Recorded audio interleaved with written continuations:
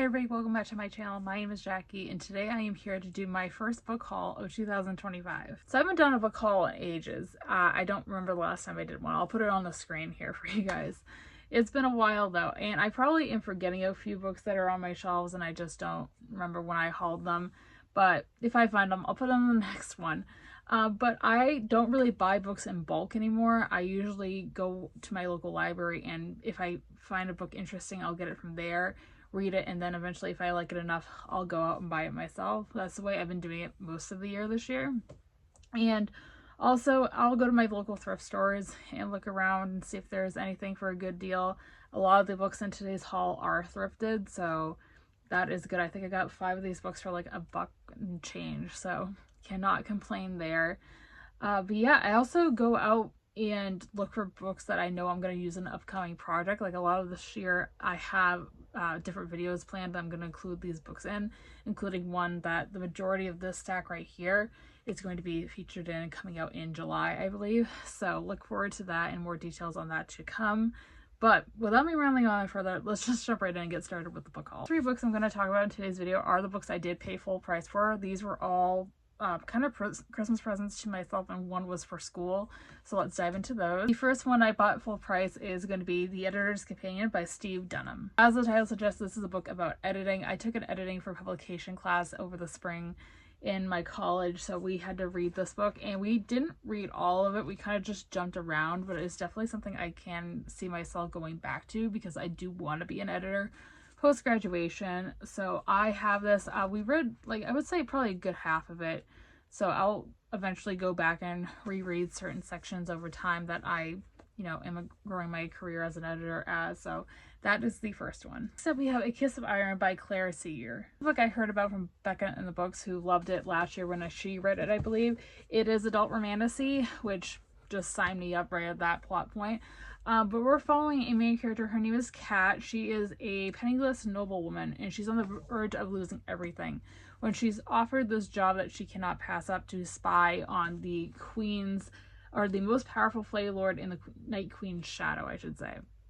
First of all, I just gotta talk about how pretty this cover is. Like, how gorgeous is this, guys? I am obsessed with it. I'm not usually one for big floppy paperbacks. I like my hardcovers when I read, but this is just so satisfying, and I am really intrigued. I know Becca loved it. I'll link her down below if you guys aren't following her already, but I cannot wait to dive in. The other book that I paid full price for is going to be When the Moon Hatched by Sarah A. Parker. Another pretty cover. Like, how pretty is this, guys? Like, both of these romantasy novels have such beautiful colors. I'm obsessed with them. But again, this is adult romantasy similar to A Kiss of Iron. We are following a assassin in this one. Her name is Rave, and she is, doing her job for the rebellion group. And when a rival bounty hunter turns her world upside down, blood spills, hearts break, and Rave finds herself imprisoned by the Gilded Nobles, a group of powerful fae who turn her into a political statement. And that is all I'm going in knowing. Just romantasy, adult, pretty cover. The fae just signed me up. I can't wait to dive in. I dive into the books that I thrifted myself this past couple of months.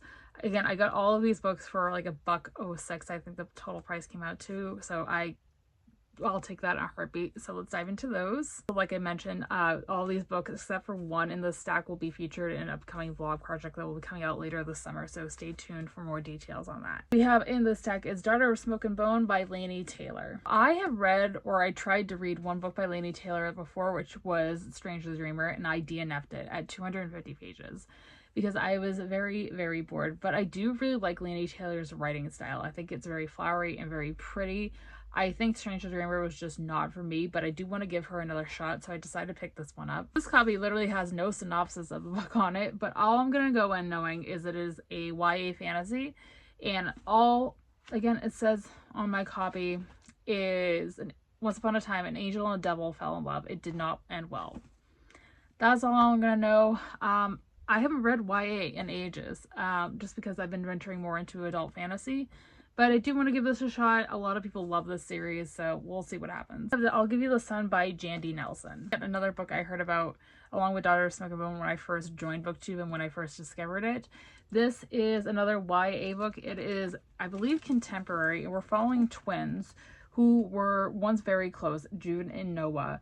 And we're getting their stories from both perspectives, it sounds like. One in the past and one in the present / future. Half of it's told by Jude and half of it's told by Noah. Something tears them apart. They were incredibly close when they were younger, but again, as time went on, they were torn apart and now are barely speaking. And again, we're just getting their perspectives as they come back together and, you know, find their love for one another again. So again, I haven't read YA in ages, so I'm excited to see what happens here. Again, a lot of people love this book. I know that it was very, very, very popular, again, when I first joined BookTube, so I'm excited to hear my own thoughts on it. So we have Blood Red Road by Moira Young. This is adult science fiction. I believe it's actually might be considered dystopian. And we are following our main character, Saba, who grows up in this place called Silver Lake, which is a dried up wasteland with only her twin brother as like her closest companion. A second book with twins in this haul, I just realized that. And basically a sandstorm breaks out and her brother is captured by a group of thieves, it sounds like. And we are basically following Saba as she is trying to enact revenge and get her brother back. I believe Books and Lala talked about this. I could be wrong. I'll link her down below as well. I know if I'm remembering correctly, she did read this and she really liked it. So I am always a sucker for science fiction. I love dystopian. So we'll see what my thoughts are. The last book in the haul, we have The Sun Is Also a Star by Nicola Yoon. It's yet another YA contemporary book, and I, again, have heard nothing but fantastic things about this. I am also obsessed with this cover.